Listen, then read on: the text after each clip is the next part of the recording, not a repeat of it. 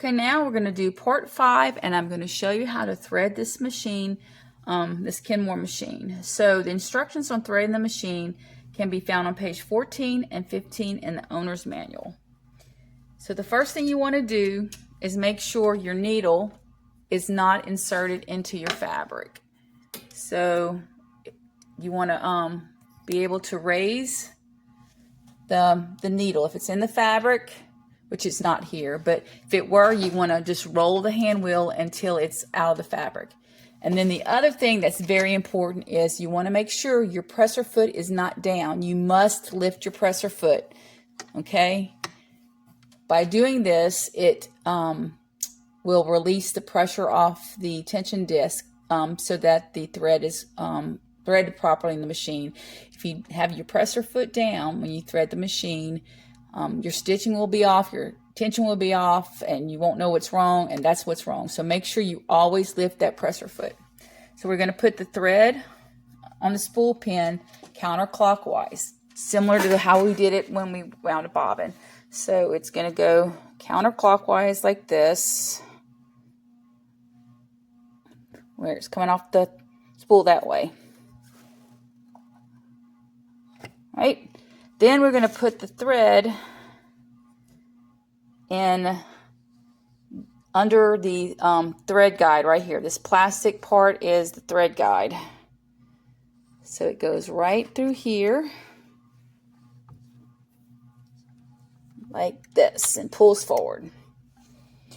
Then over here is another piece it will go through. There's a little metal part right here with a slot. You just slip it through there. See if you can see that.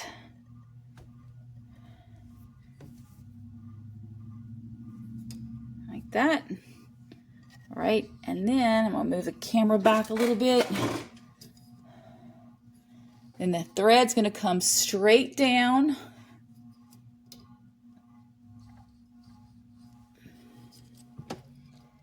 You'll kind of see there's a metal piece right here and a metal piece right there. That's where your tension discs are. So you want the thread to come down right in the middle of that. Okay?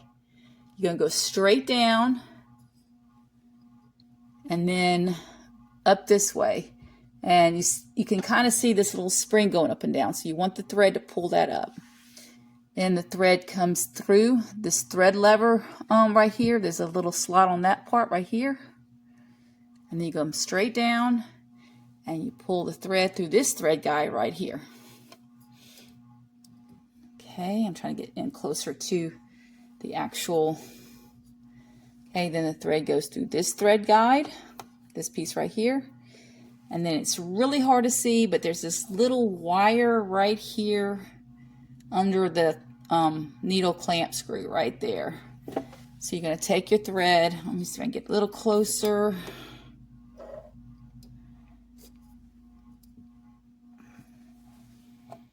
And you're going to pull the thread through it, and it pops up to the front. And then you're going to thread your needle itself through the front of the needle, front to back. Okay?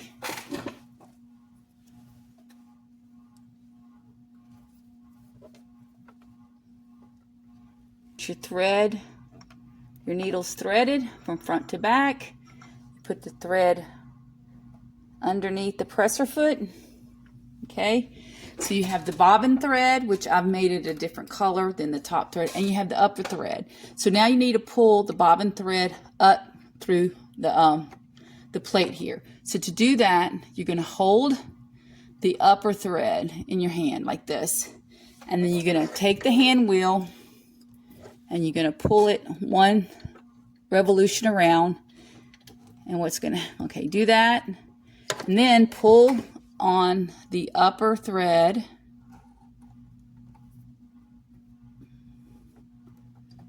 And of course, it's not working.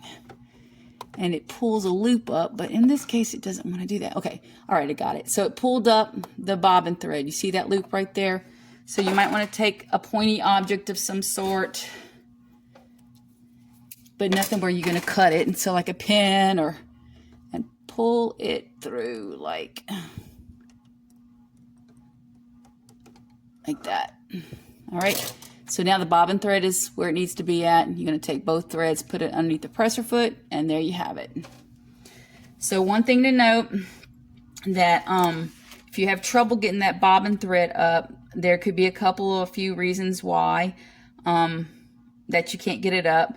You want to make sure that you have at least 3 to 4 inches of thread coming out of the bobbin and out of your upper thread, so that you can pull on it. Be sure to check that the thread isn't tangled around the needle.